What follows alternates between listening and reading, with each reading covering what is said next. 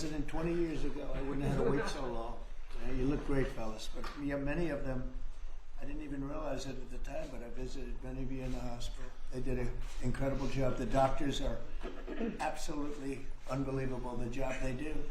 So we were having a little meeting, and at the same time, we're signing some very important legislation, what will become legislation, and right now it's an executive order, and having to do mostly with education. And we have our Secretary of Education, Linda McMahon, who's been so incredible over the last few weeks. I've been watching her on television. I'd like to tell her she could do better, but she can't. She can't do any better. So I want to thank you, Linda. Fantastic. And we also have Commerce, and we have Labor with us today, and you have been, thank you very much. And Howard, thank you very much. And we'll take some questions after we're finished. Maybe I'll ask Will to step forward, and you can go through some of these. Also, Lindsay, you'll work with Will, two very talented lawyers, as you all know by now. Thank you, Mr. President. And we'll go through them. And Linda, why don't you come over here? In fact, why don't the three of you come over here? We also have a special guest with us today, sir. Oh, that's right. Annette Albright. Where is Annette? Annette Albright. Charlotte Mecklenburg, school teacher. Very special one. Thank you very much. It's a great honor to have you. Get all sorts of awards for talent. That's good. Thank you very much for being with us. Appreciate it. Thank you. Okay, please. Sir, the first executive order we have prepared for your attention, there are currently laws on the books requiring certain disclosures of universities when they accept large foreign gifts. We believe that certain universities, including, for example, Harvard, have routinely violated this law, and this law has not been effectively enforced. So this executive order charges your departments and agencies with enforcing the laws on the books with respect to foreign gifts to American universities. Okay, thank you. Thank you very much. We'll put it right here. Next for you, sir, university accreditation is currently a process controlled by a number of third-party organizations. That's by statute, by law. Many of those third-party accreditors have relied on sort of woke ideology to accredit universities instead of accrediting based on merit and performance. This executive order affects a number of changes to the university accreditation process, also applies to law schools and other sort of graduate programs. But the basic idea is to force accreditation to be focused on the merit and the actual results that these universities are providing, as opposed to how woke these universities have gotten. So we're setting up new accreditation pathways. We're charging the Department of Education to really look holistically at this accreditation mess and hopefully make it much better. Will we look into the past people that they've taken? For instance, I hear all about certain great schools, and then we read where they're going to teach people basic math that we can all do very easily, but they can't do. They're going to the top school, and they come out with a program of teaching basic math to somebody that got into a Harvard or a Princeton or a Yale. Is that part of this? When universities are not performing appropriately, whether that's in admissions or whether that's in their actual instructional activities, that's certainly something that accreditors should be considering, that right now we believe they're not doing a good enough job of, and I think Secretary McMahon could probably speak to that better than I could. So they're allowing people into school that can't do math, and yet kids who've worked really hard and number one in their class in a high school someplace in New Jersey or in Mississippi, they can't get into the best schools. What is that all about? Yeah, and I think that gets to your policy, sir, of meritocracy, that we should be looking at those who have real merit to get in, and we have to look harder at those universities that aren't enforcing that. Okay, thank you. And this pretty much does it, right? Yes, sir. Thank you.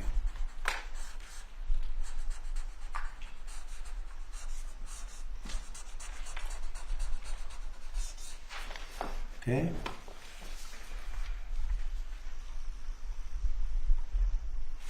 Thank you.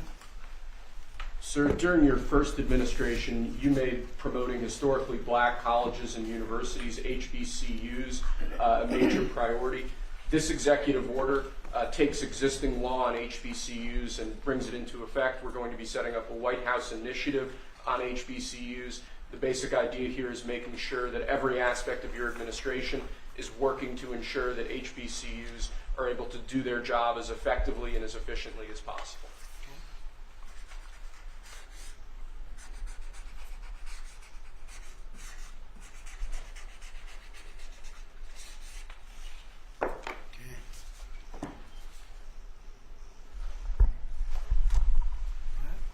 This next executive order relates to artificial intelligence education, sir. You've obviously done a lot in the artificial intelligence space already. The basic idea of this executive order is to ensure that we properly train the workforce of the future by ensuring that school children, young Americans are adequately trained in AI tools so that they can be competitive in the economy years from now into the future as AI becomes a bigger and bigger deal. That's a big deal because AI is where it seems to be at. We have literally trillions of dollars being invested in AI. And somebody today, a very smart person, said that AI is the way to the future. I don't know if that's right or not, but certainly very smart people are investing in it heavily.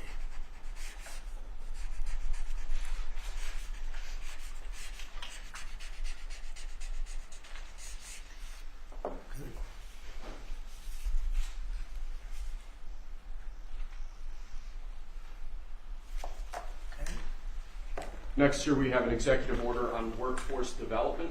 This executive order is going to charge numerous departments and agencies within the government to reshape the way that we do workforce development. One example from the executive order, for instance, we're looking to get the total number of apprenticeships, new apprenticeships, up to 1 million in the country to ensure that in critical jobs areas, in areas where we currently don't have enough trained workers, that we're recreating that pipeline to ensure that, particularly as we onshore industrial jobs and new industries, that those industries have the workforce they need to be competitive globally.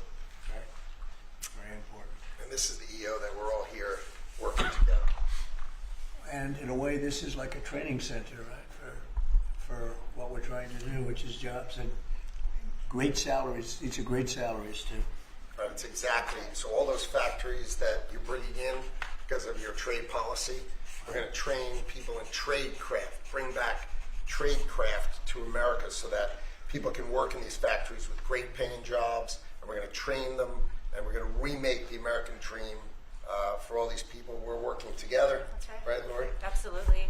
This plays right into America at Work Tour, which I have kicked off. We will work with our state partners and work with our businesses to see exactly who they need in that workforce, and we will skill and upskill these apprentices so they can get right to work and get in the field and build back this economy for exactly living the American dream. Yeah. Thank you, sir. Thank you, Mr. President. Next, sir, we have an executive order on school discipline policies. Under, I believe it was the Biden administration, first Obama and then Biden, the Department of Justice issued guidance that made it almost impossible for schools to enforce adequate disciplinary policies. This created issues in the classroom for teachers and students alike.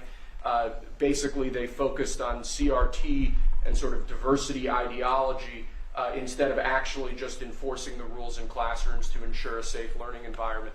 This executive order revokes that prior guidance and puts us back in a place where hopefully the Department of Education can focus on education and teachers can focus on teaching in a safe environment. And this was important for you, Linda, as I understand it. Yeah, absolutely, because it gives teachers the authority now to have discipline in their classroom and discipline the person who is being disruptive.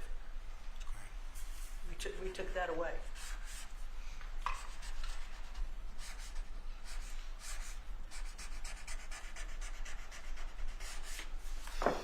Okay.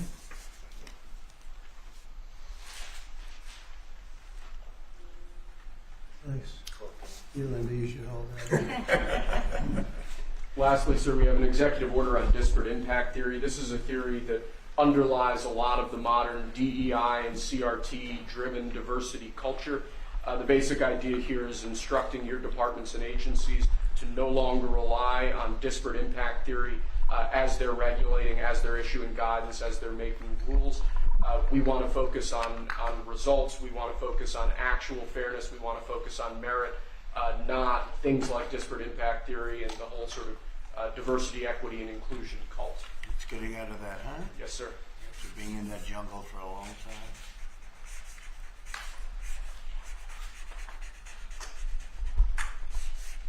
Okay. Thank you. Very good job. Thank you, sir. very much. Appreciate it. Very much. Would you like to introduce again Annette, and perhaps Annette wants to say something? We can deal with that. Annette is right here. Yes, Annette. Yes, please come over. Would you like to have some comments to make? I know you're a former Charlotte Mecklenburg school teacher. I'm a North Carolina girl, so it's nice to see you. Yes, from New Bern. Yes. Thank you so much for having me. Thank you so much. I'm so honored to be here. This has been an 8-year journey for me to raise awareness to the violence that's in public schools and the critical need to address violence in public schools. Again, been doing it 8 years because most administrations like to keep the violence hidden.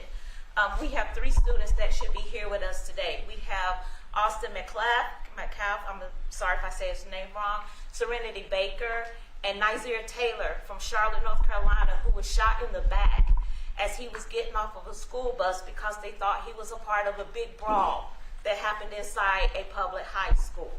So this is very important and critical legislation that we have to keep our educators safe, we have to keep our students safe, and public schools have to be safe environments. So I think, like I said, I've done this journey alone, I've been on it, but I have a whole team behind me now.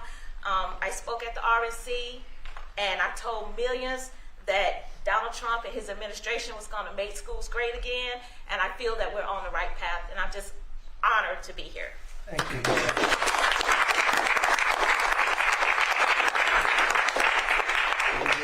To our great vets that are with us, and is it okay if I give her one? What do you think? Thank you so much. I appreciate it. Thank you. Thank you. What an honor. Great job. Could I ask Sarah to speak? Berardo? Yes, sir. Thank you. Tell us a little bit about these great gentlemen. These heroes, Mr. President, are extraordinary. This is my husband, Michael, and so many of our dear, dear friends who are here today. Many of them have met you, sir, in your first administration in the hospital, many times at Walter Reed. Right. And they've had long recoveries. Tomorrow, for my husband, marks 15 years since he was wounded in Afghanistan. Wow. And on that day, about 6 years ago, he had his 120th surgery post-Afghanistan. Oh, wow. And you came to see him at Walter Reed, and so many others. And we saw great reform in the VA. Access, same-day access to prosthetics, mental health care, and we know that that is back. We're going to, these gentlemen were saying, Alex here earlier was saying, in the last few years when he's gone to get a wheelchair, the VA has asked him, this gentleman, they've asked him to prove that he still has his injuries, as though maybe his limbs would grow back. And they unfortunately did not. Yes, and we've seen that many times. And so we're excited for you bringing back the VA Accountability, Mission Act, Community Care, that were the hallmark of your first term. And we're so excited, sir, to be here. We're honored to be here. And thank you for all you do for our nation's heroes. Thank you. Who's that picture on there? That is Joe Biden, and it says, "Let's go, Brandon." I'm saying, what was that picture? That's great. I told him he wasn't allowed to ask you to sign it. That's very good. Well, thank you all very much. Would you like to say anything, fellas? There's a big chance. You have a lot of good people watching that believe in you. They happen to be the media, but they believe very much in you, like I do.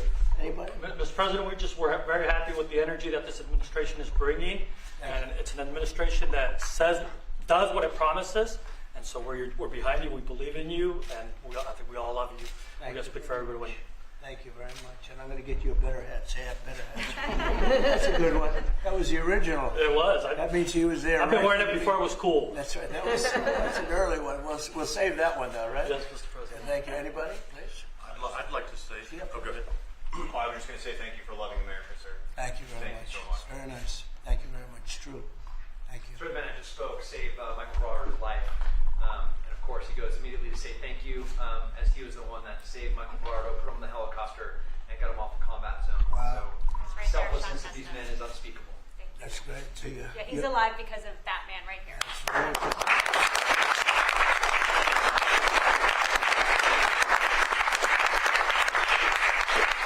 Well, these are amazing people, great heroes. So that's really great. Anybody else? Yes. I'd like to say it was an honor to serve. You were worth it. This country's worth it. It's because of what Christ paid for. Thank you. And we have a spirit that people haven't seen in many years, at least 5. That they haven't seen. I think even then, because we've been through so much for the last 4 years together, it was so bad. It was so bad what they've done to the borders, what they've done all over the place, and it's really an honor to be with you, all of you. Incredible. And I'm going to give you these coins, and I think you're going to really like them. I think they're the best. These are the best coins. And you have your choice. This is gunmetal. I don't know, soldiers like the black, but I think you like this one. It's okay. A lot of soldiers like the black. Here you go. What do you like? I'll go the black. Huh? See? I told you. These are choices. I'll take a black one, sir. Okay, look at this. Oh, that rarely happens. You're different, huh? Take a black one, sir. Oh, There you go. that's great. Call the military. No, but isn't it? I always say the soldiers, they do like it. It's gunmetal. What do we like here? That's what I heard, that it was going to. I'm giving him 2. We have 3 girls. One We're for going to this fight. one right here. We'll get another one. Okay. This is actually fun. I'll take the gold, Mr. President. Like, okay. I thought you were going to take that goal. Okay. Gold one, sir. Okay. You got it. I had an opportunity to sail across the Gulf of America 2 days after you named it right. Oh, wow. It's been an honor. And now people say it routinely. Yeah. They don't even think about the other. They say it routinely. That's been a great honor for me. Okay. Take a gold one, sir. Okay. It's almost even. I think gold is an edge. I would love a gold one, sir. Thank you so much. I think the gold, it picked up at the end, right? So you're all okay? That's good. So I want to thank you very much, and especially that's a great story. Yeah? So what do you think of a guy like that? Pretty good. They actually, him and we all served together. Wow. And Jared over there. So you I guys, forgot to so you guys got hit, huh? Pretty good. You got hit. Pretty good. Amazing. We're in a Amazing. pretty tough area in Kandahar, in the Argonaut River Valley, Right, it's outside tough. Kandahar. Their unit had a more than 50% Purple Heart rate, sir, Wow. in 2010. You deserve it. You deserve that and more. We appreciate it so much. Brave, really brave, brilliant people. Thank you very much. Do you have any questions of the guys here? I want to say thank you to the veterans who are here. Thank you so much for defending us. And then I wanted to ask you, Mr. President, because you said you want to bring the tariffs on China down soon. How soon do you want to bring the tariffs on Chinese goods Well, down? that depends on them. We have a situation where we have a very, very great place. It's called the United States of America, and it's been ripped off for years and years. These people know it. We talked about it before you came in.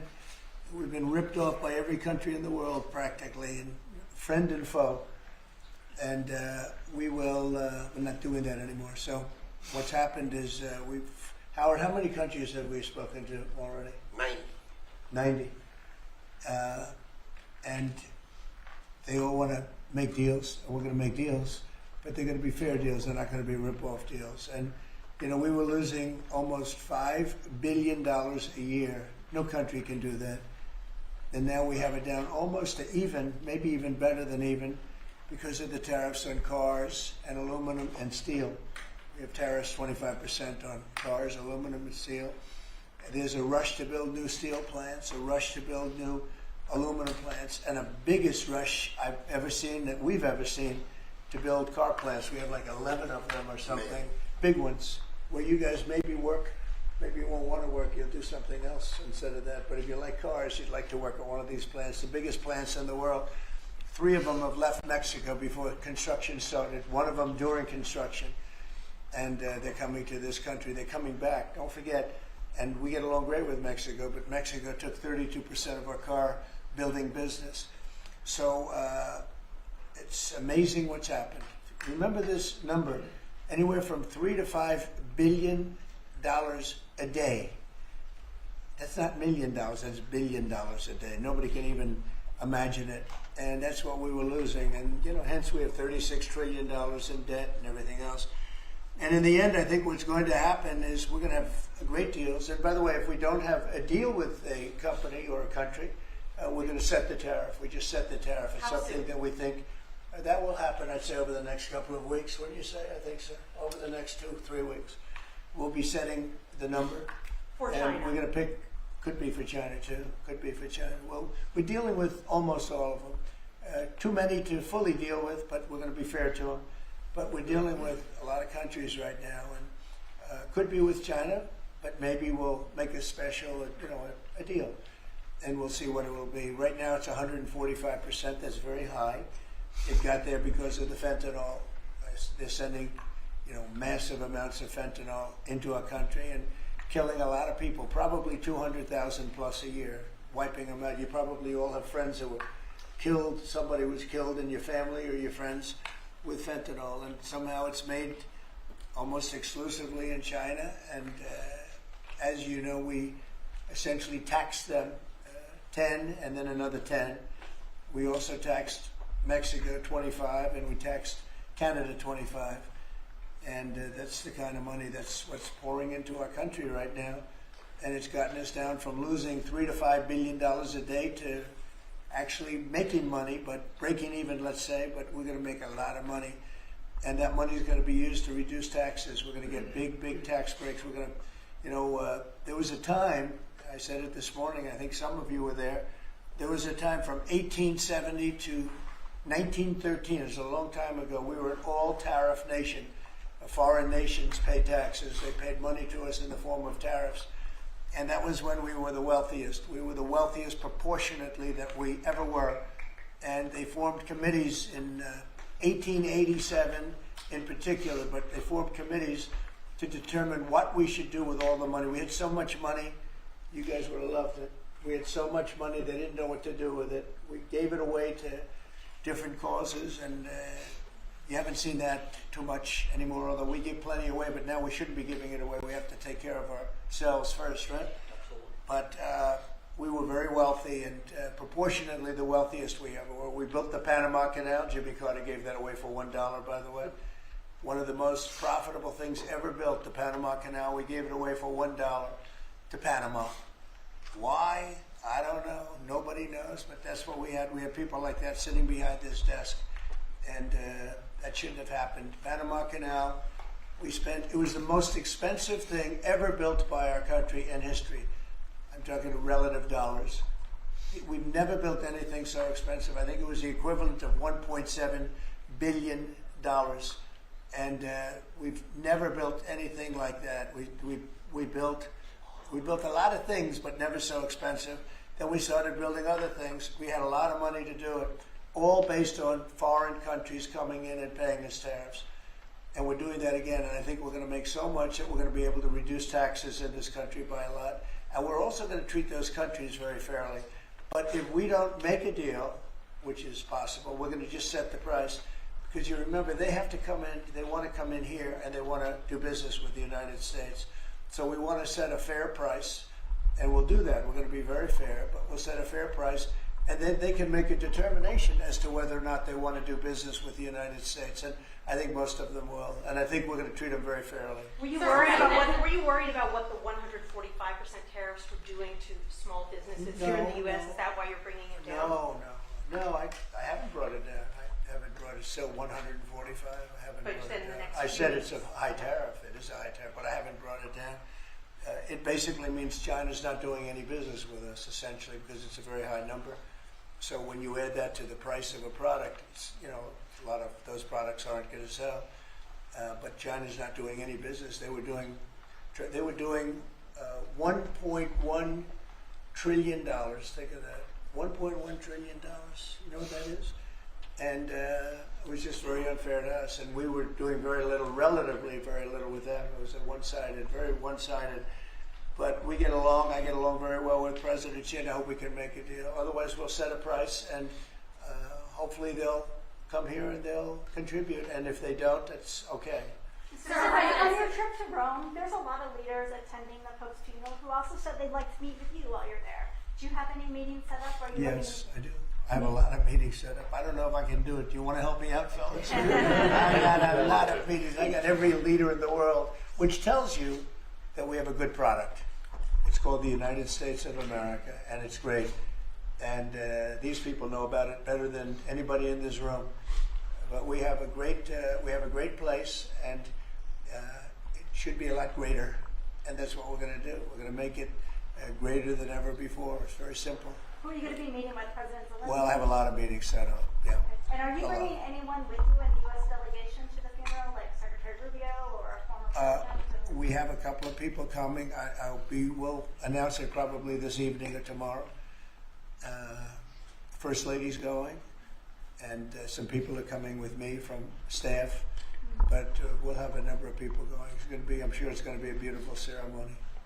So I had one on Ukraine, but I wanted to ask you one about veterans since they are here today, and thank you for your service and sacrifice. I wanted to ask you about the cuts that have been made, including with the VA. Can you assure that veterans like these men here, those that have been suffering from mental health issues or burn pits, for example, will be taken care of even with the cuts? So. In fact, they will tell you it's been better with me than any president in history. We had a 92% approval rating, which is unheard of, up 50 points from the previous administration in my first 4 years, and we're doing better now. And in fact, now they have something to call in doctor stuff where it's really become, modernized and great, where you don't have to go and travel sometimes long distances to get to a clinic or get to the VA.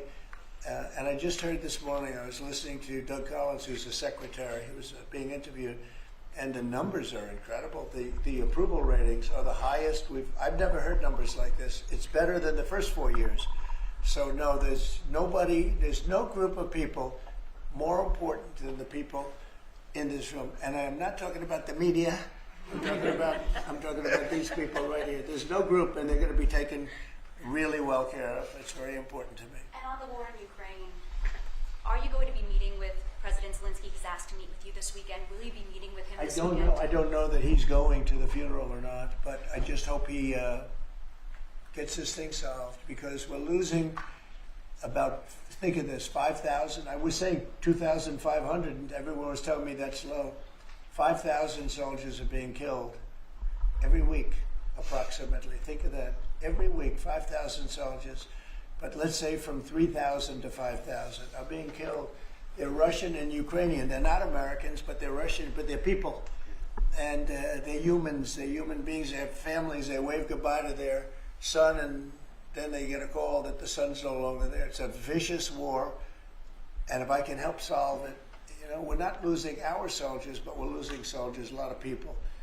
And if I can solve it because of a certain ability, that would be great. And if it doesn't happen, I will say that I think Russia is ready, and a lot of people said Russia wanted to go for the whole thing. And I think we have a deal with Russia. We have to get a deal with Zelensky, and I hope that Zelensky, I thought it might be easier to deal with Zelensky. So far it's been harder, but that's okay. It's all right. Have you had But I think we have a deal with both. I hope they do it, because I'm looking to save, and we spend a lot of money, but this is about a lot of humanity. This is the worst. I get the pictures, the satellite pictures. I've never seen anything like it of the fields after some of these battles. It's horrible that it's going for nothing. We would have never had this problem. You would have never had that war if I were president. I guarantee you that. And for 4 years, you didn't have it. Are you going to meet with Vladimir Putin? Please. Are you going to meet with Vladimir Putin? I will be meeting with in Saudi Arabia? It's possible, but most likely not. I think we'll meet with him shortly thereafter. What is Mr. Wickoff going to present to the Federal Reserve Chairman Jerome Powell, during the Biden administration in the campaign, with inflation raging, he lowered interest rates 2 times. Now, with 2 consecutive months of inflation being down, all economic theory you learn in the 8th grade says it's time to cut rates when inflation is down. He's not done that. Have you had any direct conversation with him? No, I haven't called him. I might call him. I haven't called him, but I believe he's making a mistake by not lowering interest rates. And I think as well as we're doing, we'd do much better. He's keeping rates too high. He historically has been late, except when it came to Biden. He was recommended by a certain person that I'm not particularly happy with, but he will hopefully do the right thing. The right thing is to lower interest rates, so we'll see what happens. I think we're sitting on something that's going to be very good with all the tariff money starting to come in. Our country's going to be doing really well, and hopefully he'll be doing. We don't have inflation. Groceries are down. When I first came in, people were there. They hit me with the first day that I was president. Somebody started screaming at me that eggs are up. I said, I just got here. And in the first week, they were going crazy. You remember that, Linda? Yes. They were going crazy. They're saying egg prices are too. I said, I'm here for 1 week.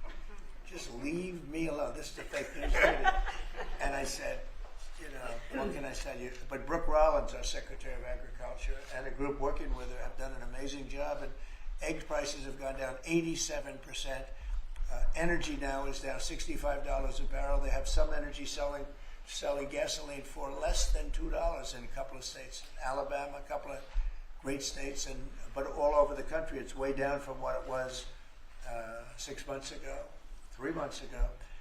And that has a lot to do with the war. When Biden allowed energy to skyrocket, it just skyrocketed. It was out of control. Russia made a lot more money because they make their money on energy. And I kept saying, he supposedly wants to end the war, but he lets energy go out of control. Well, I've gotten it. We are drilling like crazy right now, and we have it down to $65 a barrel. It went up to almost $100 a barrel. And at that number, Putin and Russia made a lot of money. So I think one of the reasons, I think he has a certain respect for me. But one of the big reasons is oil prices are down. I think this is a good time to get the war settled. Thank you. One more question. Thank you for that question. For those of us that live here in the district, you said when you came in you were going to make Washington, D.C. great again. Right.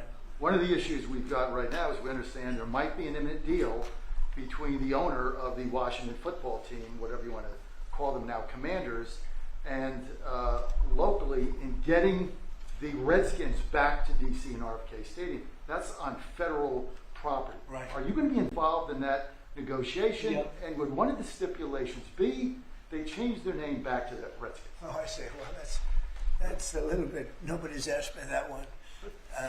Look, I think when the Indian population is a great part of this country, a great heritage. And we were talking about Massapequa, Long Island, the Chiefs, they call themselves the Chiefs. Well, the Kansas City Chiefs, they're not changing their name. A great team, great people, great owners, great coach and quarterback. I love the quarterback, like his girlfriend too, and his wife. His wife is great. She's been a big fan. His quarterback's mother is incredible. I like that team. They're called the Chiefs, and frankly, I see nothing wrong with it. They call them the Warriors, and not that team, but a lot of other teams, and all of these Indian surnames and different names. And I'm saying that I think that's a positive thing. And when you go back to Indians, they poll this. They don't know why these names are being taken off. They're trying to. I think it's degrading to the Indian population, and it's a great population, and they like when they're called by various names. Now, Washington. The Redskins, perhaps that's a little bit different, but I can tell you that I spoke to people of Indian heritage that love that name and they love that team, and I think it's I think it's a superior name to what they have right now, and it had heritage behind it, it had something special. But a lot of the names having to do with, different places, not just Indians, but I think it's, they changed the name of the Cleveland Indians. Why would you take the name Indians off the Cleveland Indians?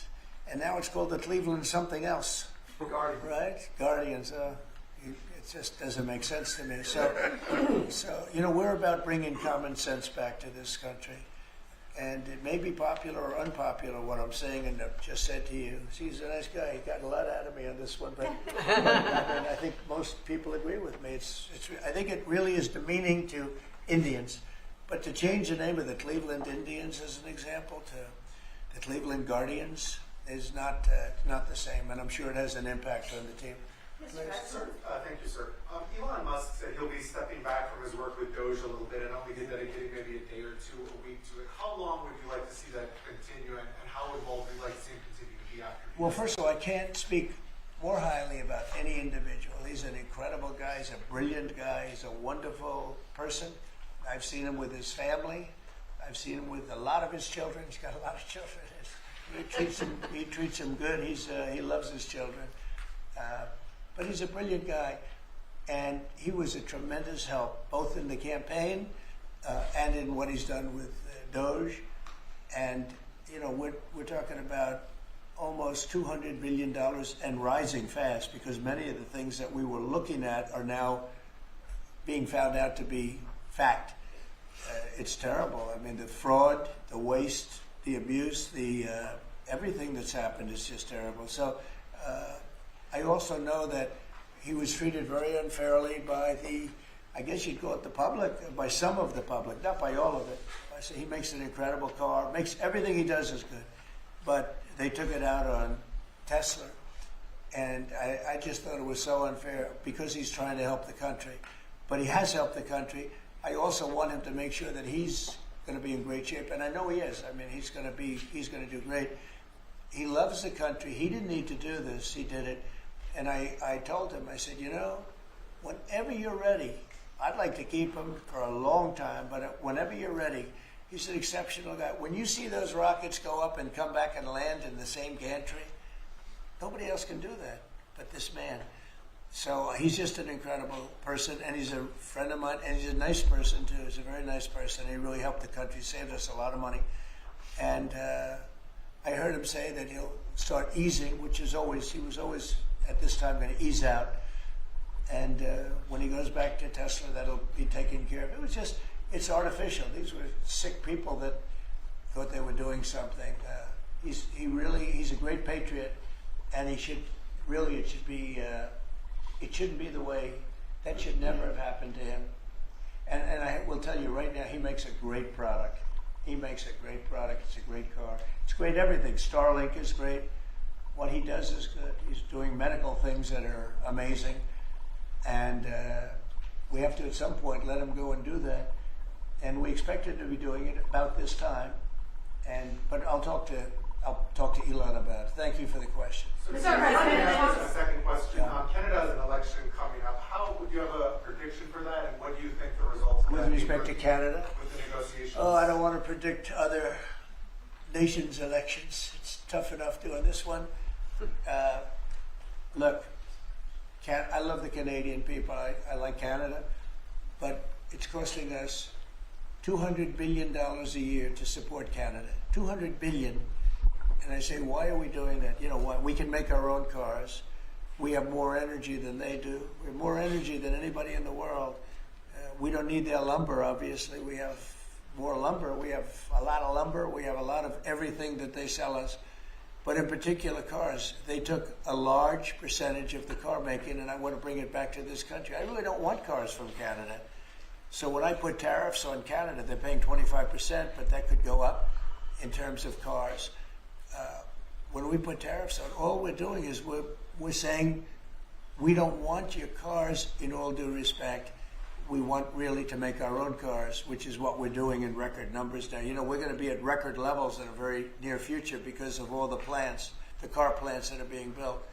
And I'd rather see them made in Michigan and made in South Carolina and made in different states, Tennessee. We have a lot of great car-making states, and we have some that aren't car-making yet, but they will soon be car-making states. And that's what I want to see for our country. At the same time, I want to help Canada. I have spoken to the current Prime Minister. He was very, very nice, I will say. Very nice. We had a couple of very nice conversations, very good. But I don't think it's appropriate for me to get involved in their election. Mr. President, on your brain, if I may, this deal that you have with Russia, does it include recognizing Russia's sovereignty over Crimea? Well, everything is good. Look, I just want to see the war end. I don't care. As long, if they're both happy, they both sign an agreement. I have no favorites. I don't want to have any favorites. I want to have a deal done. I want to save their lives. Now, with that being said, we're spending hundreds of billions of dollars through Biden. Biden should have never let that war happen. We're spending hundreds of billions, maybe $350 billion we've given to Ukraine. And we could use that money right here. So I'd like to see that. But most importantly right now is when I see the pictures, the satellite pictures of the battlefield, if I can stop that because of an ability I have to do things, I want to see if I can do that. Mr. President, you on tariffs, you just mentioned that 25% could go up on cars in terms of Canada. Does that mean that you're considering changes to the auto tariffs and auto parts? No, we're not considering it now, but at some point it could go up, yeah, because, again, we don't really want Canada to make cars for us, to put it bluntly. We want to make our own cars, and we're now equipped to do that. They took a lot of our car business. Mexico, too, took a lot of our car business. We want to make the cars here. I'm running this country. I'm not running Canada. And that's why I asked Trudeau, who I call Governor Trudeau affectionately, but I asked him, why are we spending $200 billion to support Canada, to subsidize Canada? And he was unable to answer the question. I mean, why are we doing that? And I have to be honest, as a state, it works great. As a nation, considering the fact that most of the nation, 95% of Canada, what they do is they buy from us and they sell to us. They sell to us. If we didn't buy their oil, and we don't need their oil. We have more oil than anyone, but we don't need their oil. We don't need their lumber. We don't need their cars. We don't need anything. So I said, why are we doing this? Why are we spending $200 billion? It doesn't make sense. If we needed something, that would be a different subject. So I'm working well with Canada. We're doing very well. We're working on a deal. We'll see what happens. But again, why, representing this country, why are we spending $200 billion to support and subsidize another country? Because if they didn't have us, and if we didn't spend that money, as Trudeau told me, they would cease to exist. He said that to me. They would cease to exist, which is true, certainly as a country. And then on tourism, there's been a steep drop-off in international travel to the United States. It was down 12% last month, down even more from Western Europe. Why do you think that there are fewer people suddenly who want to travel to the United States? Well, there could be a little, there's a little nationalism there, I guess, perhaps. It's not a big deal, but, with the dollar being where it is, because, China would always fight for having a low dollar. Japan would always fight for having a low dollar, meaning a low yen, or in the case of China, the yuan. They'd always want to have, I'd speak to President Xi a lot. I'd say it's unfair that your yuan is so low. I'd call up a great man, Prime Minister Abe, great man, Shinzo, who was unfortunately assassinated. And I used to tell you, he was a good friend of mine. I used to say, Shinzo, you can't let your yen go down. It makes it very hard for us to sell tractors. It makes it very hard to us to get tourism. And our dollar is a little bit on the low side. And that means that a lot of tourism is going to come in. But I could see a little bit of nationalism at work. And I could see it likewise with us, not wanting to go to certain countries. But that will work out very easily. Do you think some people are scared to come here because they hear the stories of tourists who are detained for a few days or even a week or two? No, we treat our tourists great. We're the tourism capital of the world. There's no place like this. And there may be a little bit of nationalism, but I doubt it. I actually doubt it, yeah. Mr. President, has there been any direct contact between the U.S. and China trade at all? Yeah, of course. Yeah. And every day. Every day. And then secondly, would you support a millionaire tax? I think it would be very disruptive because a lot of the millionaires would leave the country. In the old days, they left states. They go from one state to the other. now with transportation so quick and so easy, they leave countries. You'll lose a lot of money if you do that. That would, and other countries that have done it have lost a lot of people. They lose their wealthy people. That would be bad because the wealthy people pay the tax. Okay? So how did the talks today go in London? Do you think that the asks from Ukraine and I think they went well. I mean, you know, we got to get two strong people, two smart people to agree. And as soon as they agree, the killing will stop. But yeah, I think they went well, pretty well. So Mr. President, we understand that you, your economic team, many of them are here today. J.D. Vance has negotiated what's called a monster trade deal with India, like biggest one ever.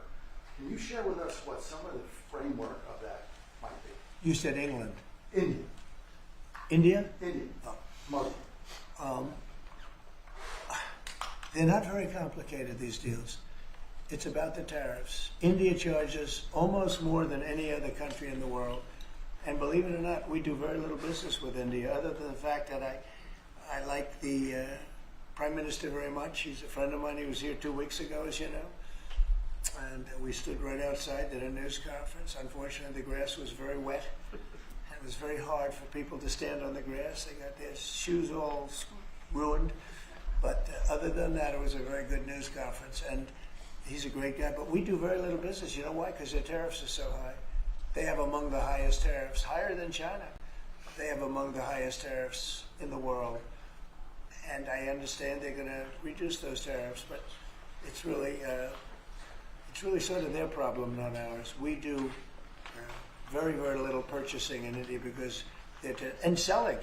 We do very little selling. I mean, Harley Davidson, I said, how are you doing in India? This is about 6 years ago. They came to lunch as a great American company. They make the motorcycles. And I said, how are you doing in India, as an example? Well, we don't do any business there. Why? Because the tariffs are too high. I said, that's interesting. Well, what are you going to do? He said, well, we're going to build a plant in India. And that's what they did. I don't want that to happen. They were forced to build a plant. Well, essentially what we're doing is the same thing. Remember, there's no tariff when they build their plant here. And everybody wants to build because they don't want to. And the higher the tariffs go, the more likely it is they come in and build a plant. You know, I mean, if it's 25%, that's fine. If it's 50%, you'll get more plants. 75, you get more. At 100, you get more than that. And they're all coming in at numbers that nobody's. I don't think, Howard, there's ever been numbers like we've seen. No. $7-8 trillion worth in 2 months. Because it took me a month to get started. In all fairness, but in 2 months we did this, and now we're coming up on 100 days, first 100 days, and I think we're going to be close to $8 trillion. There was never any president that did even a tiny percentage of that. Okay, any other questions? Sure. One of the deals signed by your 100-day mark, and China is saying that we're threatening and blackmailing them into a deal. What would be your response? Well, I mean, China, look, I have great relationships in China, with President Xi in particular, but China has been charging us massive tariffs for many years. That's one of the reasons they were able to steal so many of our companies. They took our companies out of America, and they built their plants in China. And one of those things, so now we're reversing it, but at levels that nobody's ever seen before. No, we're going to get along great with China, I have no doubt about it. Thank you very much, everybody. Thank you, Press. Thank you, Press. you. Thank you. Thank you. Thank you.